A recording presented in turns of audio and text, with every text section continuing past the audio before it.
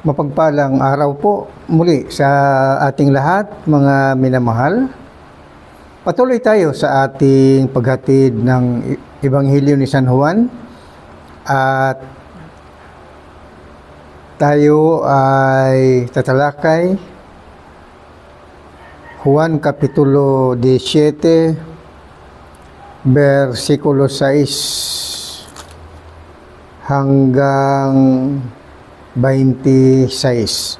At ito po ang ating mababasa. Ipinakilala kita sa mga taong ibinigay mo sa akin mula sa sanlibutan. Sila'y iyo, ibinigay mo sila sa akin. At tinupad nila ang iyong salita.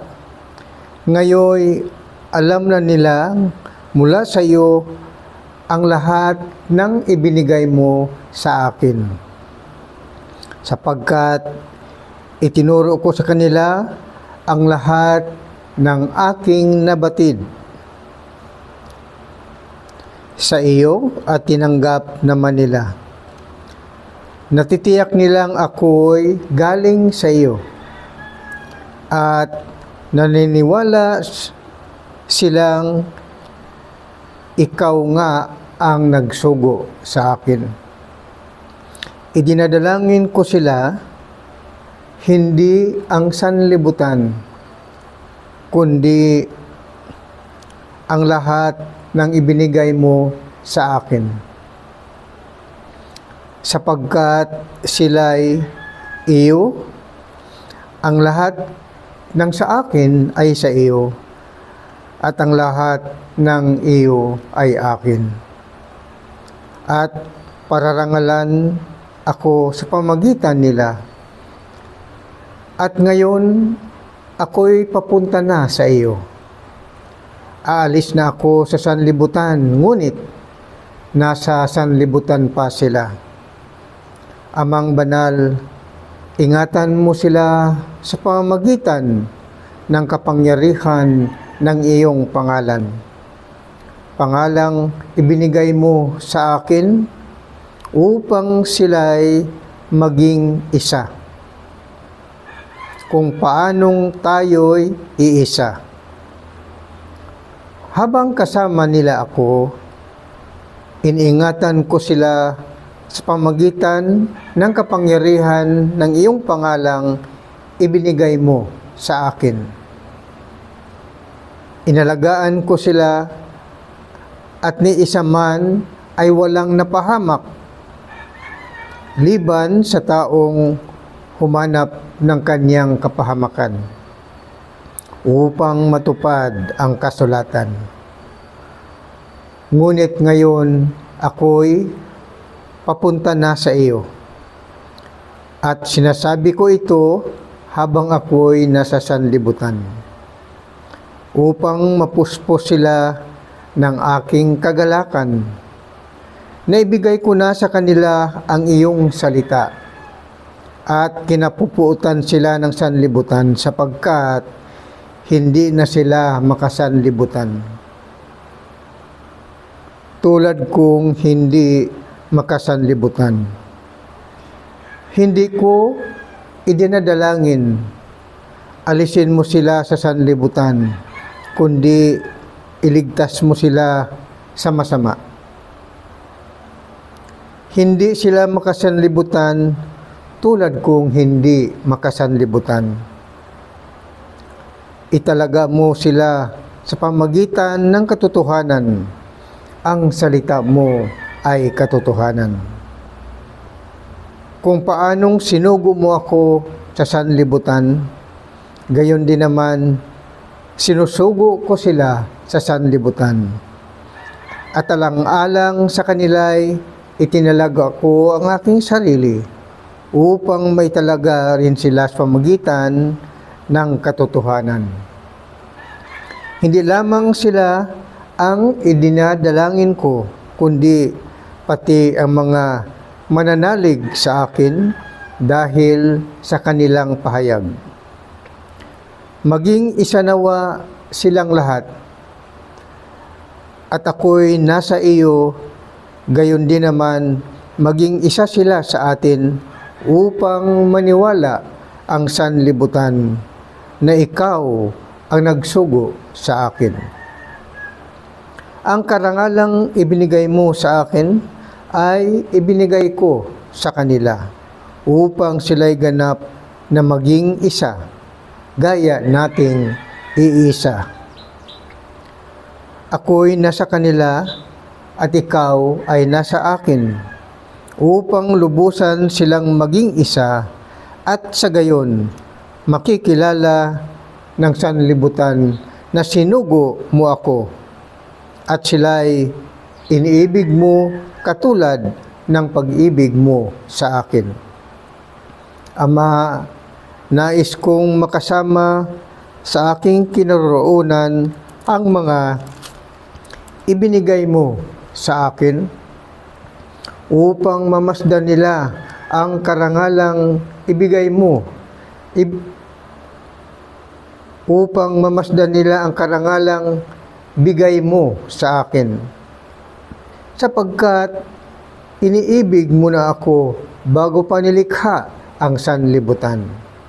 Makatarungang Ama, hindi ka nakikilala ng sanlibutan, ngunit nakikilala kita, at nalalaman ng mga ibinigay mo sa akin na ikaw ang nagsugo sa akin. Ipinakilala kita sa kanila at ipakikilala pa, upang ang pag-ibig mo sa akin ay sumapuso nila, at ako na may suma kanila. Purihin ang pagkabasa ng Ebanghelyo ni San Juan, Kapitulo 17, versikulo 6 hanggang 26. Ang Ebanghelyong ito, mga minamahal, ay ang panalangin ng Panginoong Hesukristo, hindi lamang para sa kanyang sarili, kundi pati na rin ang kanyang mga alagad, kasama na rin ang mga mananampalataya na naniwala sa pangaral ng Ebanghelyo sa magitan ng mga apostoles. So dito, mga minamahal, ang panalangin ng Panginoong Hesukristo ay habang kapiling pa niya ang kanyang mga alagad. At sa Juan Kapitulo 17, versikulo 6 hanggang 8, at Juan Kapitulo 17, versikulo 24 hanggang 26. Nagpatungkol ito sa panalangin ng Panginoong Hesukristo para sa kanyang sarili, sa kanyang mga alagad, at ang mga sasampalataya pa sa kanya sa pamagitan ng kanyang mga apostoles. Kaya ang dalangin ng Panginoong Hesukristo sa versikulo 6 hanggang 8 ay tiniyak niya sa Diyos Ama na ang mga taong ibinigay ng Diyos upang sumama at sumampalataya kay Hesukristo ay itinuro niya ang lahat ng mga kabutihan, lahat ng mga kautusan ng Diyos upang may sa katuparan ng kanyang mga alagad na mamuhay sila sa katuwiran at sa kabanalan. Kaya ganoon na lamang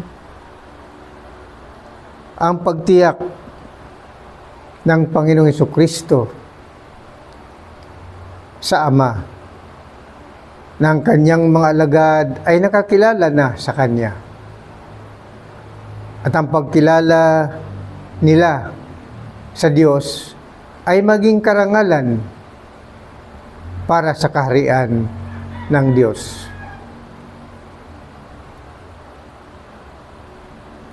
At ang kanyang mga panalangin ay tungkol sa pagkasugo sa kanya ng Diyos Ama, ay gayon din naman isinusugo rin niya ang kanyang mga alagad at sa magitan ng kapangyarihan at kabanalan ng pangalan ng Diyos Ama ay manatili sa katuwiran ang kanyang mga alagad.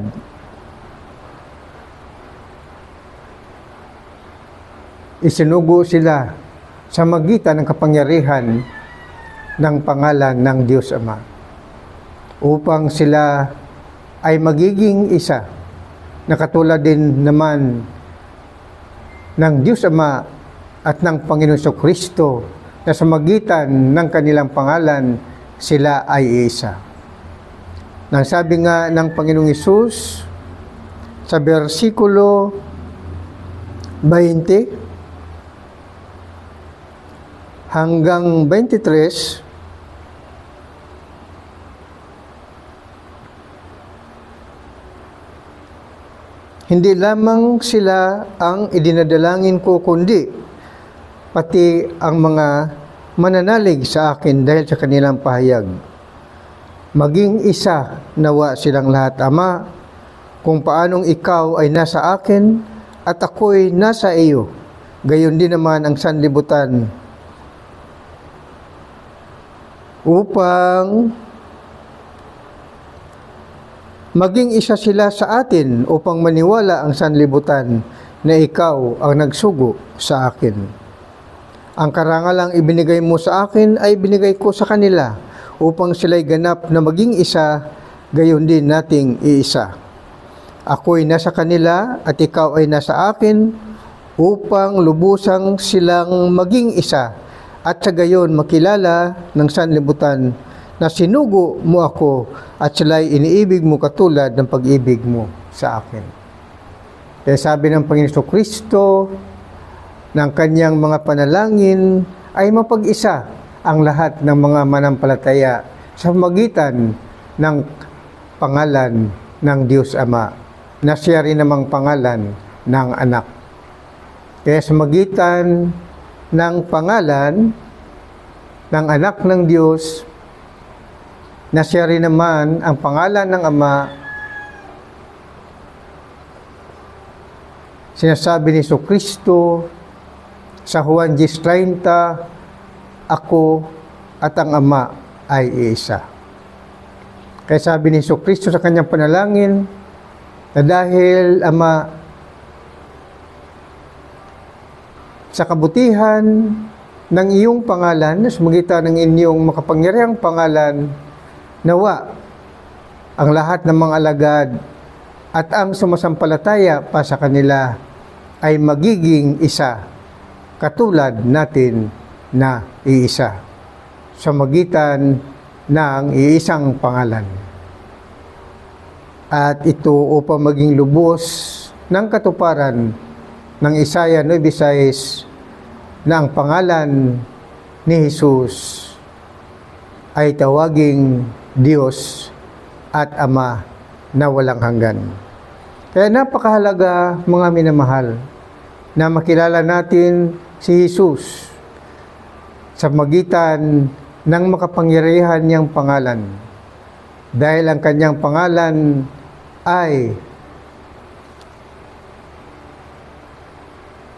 nagbibigay ng buhay na walang hanggan. Kung atin siyang sampalatayanan na ang kanyang pangalan ay pangalan ng Ama.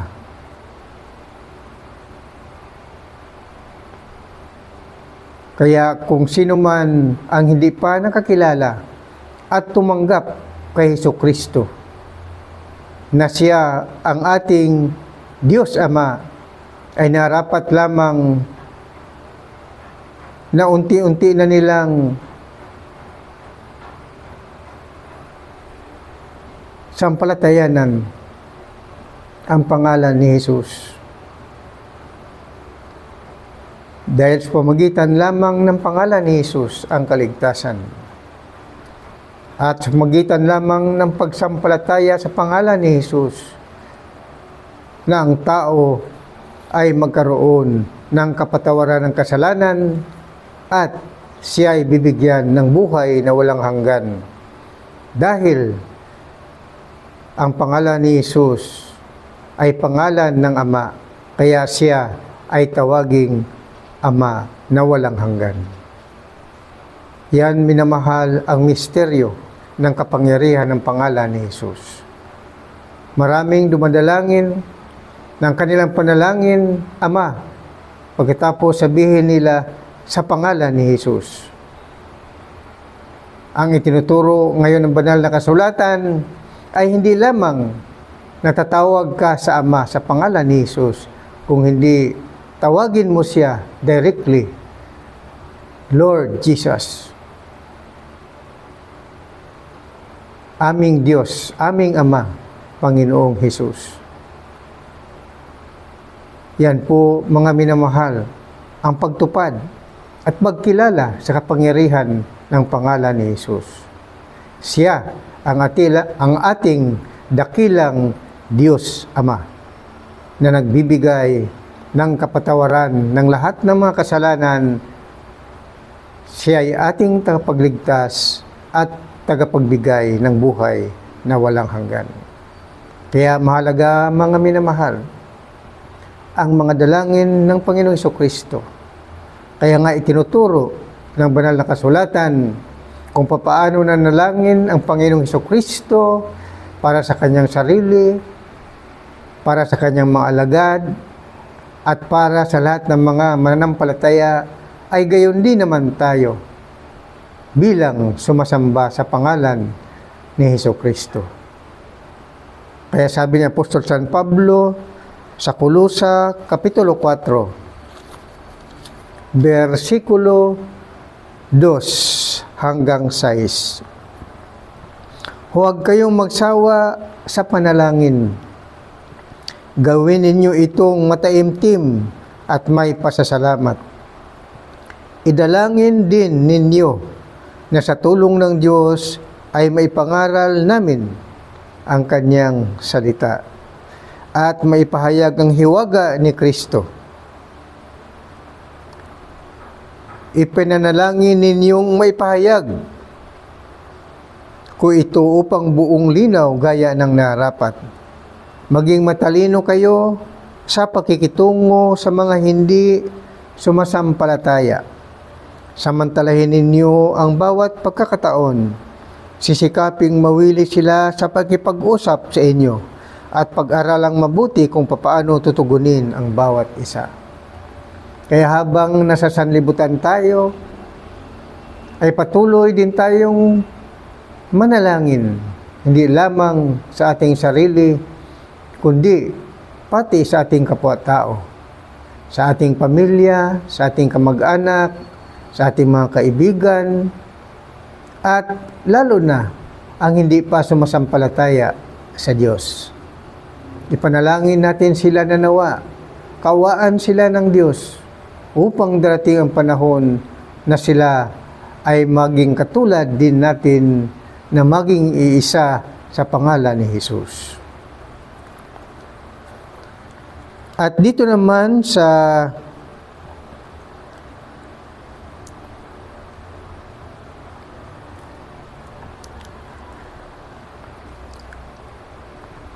Juan Kapitulo 17, versikulo 14 hanggang 17, ang sabi rito, naibigay ko na sa kanila ang iyong salita. At kinapuputan sila ng sanlibutan sapagkat hindi na sila makasanlibutan. tulad kong hindi makasanlibutan. Hindi ko idinadalangin alisin mo sila sa sanlibutan, kundi iligtas mo sila sa masama. Hindi sila makasanlibutan tulad kong hindi makasanlibutan. Italaga mo sila sa magitan ng katotohanan. Ang salita mo ay katotohanan. Kung paanong sinugo mo ako sa sanlibutan, gayon din naman, sinusugo ko sila sa sanlibutan. At alang-alang sa kanila itinalaga ko ang aking sarili upang maitalaga rin sila sa magitan ng katotohanan. Kaya sa patuloy na panalangin ng Panginoon Kristo ay sinasabi niya sa Ama na ang banal na salita ng Diyos ang siyang makapagbigay ng kabanalan sa mga mananampalataya.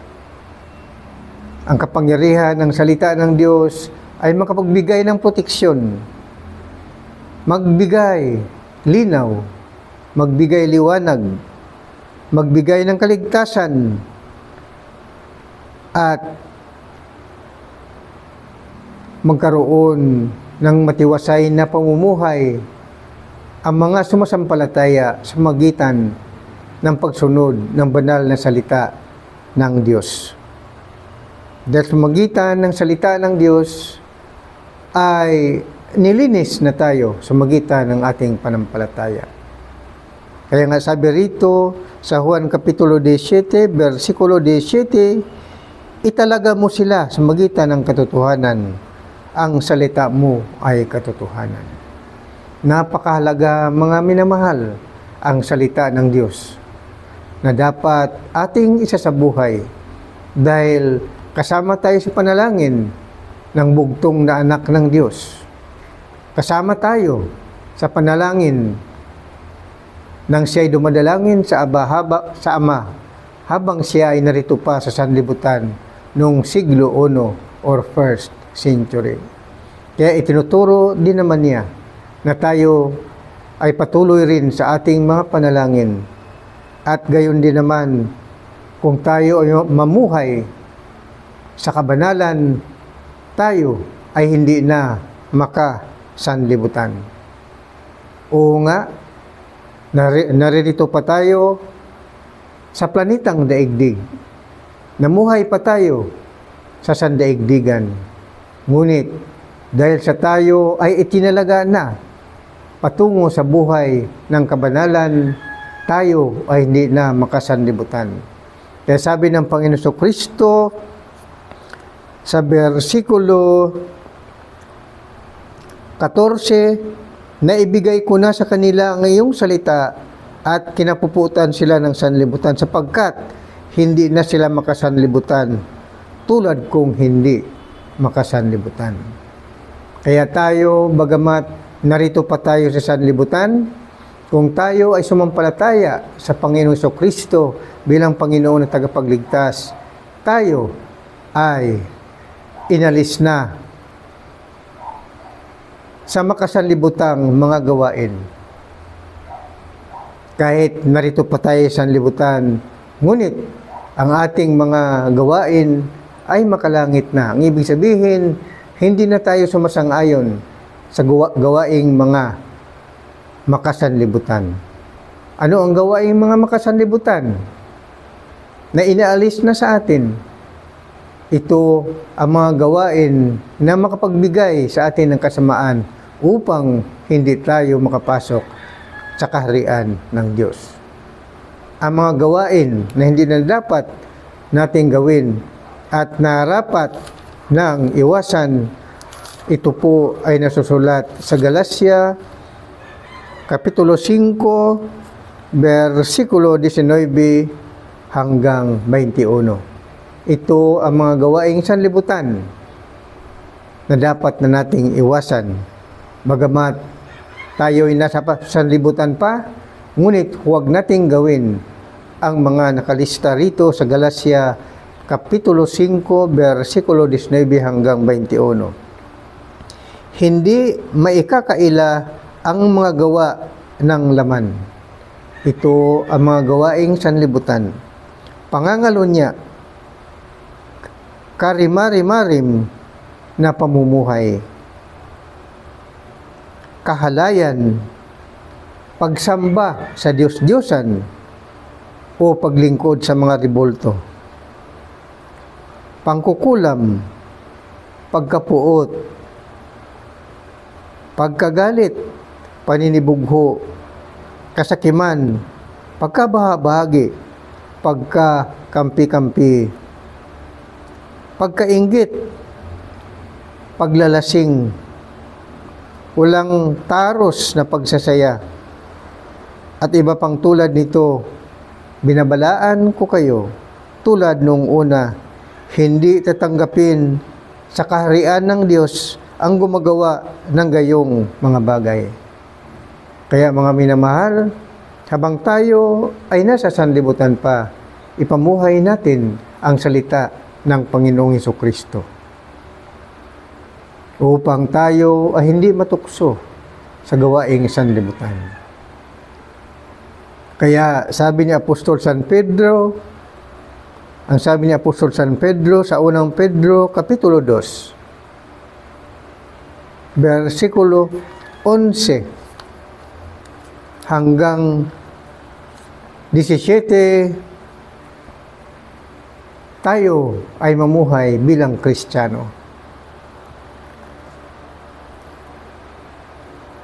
Mga pinakamamahal, ipinamanhik ko sa inyo bilang mga dayuhang nakikipamayan sa daigdig na ito. Talikdan na ninyo ang masasamang hilig ng katawan na naghihimagsik laban sa espiritu. Mamuhay kayong ng maayos sa gitna ng mga walang pananampalataya. Kahit na pinararatangan nila kayo ngayon ng masama, magpupuri sila sa Diyos sa araw ng kanyang pagdating kapag nakita nila ang inyong mabuting gawa.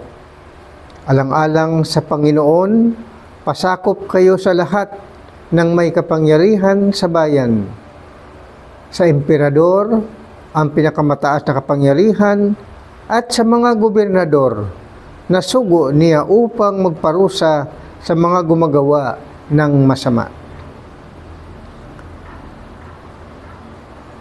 At magparangal sa mga gumagawa ng matuwid, sapagkat ibig ng Diyos na pabulaanan ng inyong wastong pamumuhay ang sinasabi ng mga hangal dahil sa kanilang kamangmangan. Kayo'y malaya, subalit ang kalayaan ay huwag ninyong gagawing dahilan sa paggawa ng masama, kundi mamuhay kayo bilang mga alipin ng Diyos.